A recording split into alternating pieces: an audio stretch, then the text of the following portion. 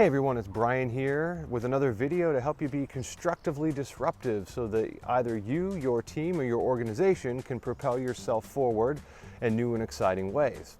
Today we're outside enjoying the beautiful weather, and so you might hear some of the birds chirping, and hopefully my neighbor next door over there doesn't decide to fire up the lawnmower and disrupt the video process here. Today I want to talk about 3 words, and I want us to think about how we use these words and in what context we're using them, and one word we should be using a lot more than the others. In many organizations and leaders will use the word to.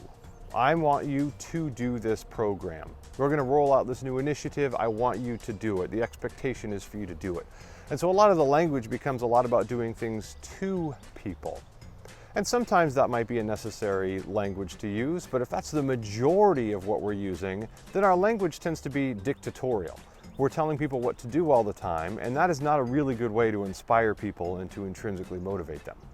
The second word I hear a lot is for. We're doing this new program for our employees. Or you'll have a leader say, I want to do this for my people.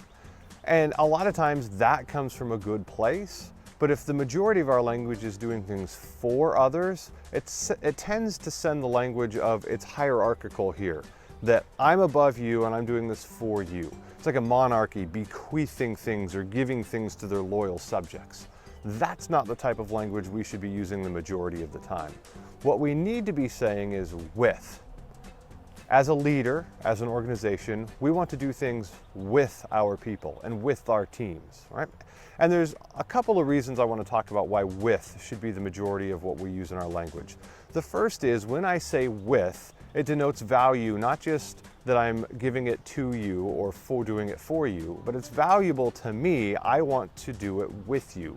The expectation is I'm leading with everyone. It doesn't take away from leadership, but I think it adds to it. The second reason I like the term with is because it sets us up so that we don't all expect perfection. If I give a program or I'm doing an initiative for all the employees on my team, the expectation on my part and their part is that this program or initiative is perfect. And rarely when we're doing things inside an organization, even if it's a product we're buying, do we utilize it to perfection. So I think when we say with, it's understood that it's a process. It's something we're doing with one another. It's a journey. Nobody has the expectation that it's going to be perfect, and that on that journey we're going to make it ours and we're going to own it. Lastly, the term with denotes community. It's something we're all doing together, that we're all going to enjoy with one another, that we might experience some agonies of rolling it out with one another, but it's something that's done together. So think about the types of language you hear most or you use most inside your organization. Do you use a lot of to? Do you use a lot of for? Or do you use a lot of with your people? Because each one has its positives and its negatives. And as I said before, using to and for has its place, right? It's not always bad. Sometimes we just have to tell people they need to do something, or that you have a generous heart and you want to do something for them because it's good for them. But with should be the types of terminology we use the most because it inspires others, it builds community, and it really helps us all say, hey, we're in this together, and it's valuable across the board. Thanks for watching today. Also, thanks for letting me get outside on this beautiful day, get outside of my office. It's been great.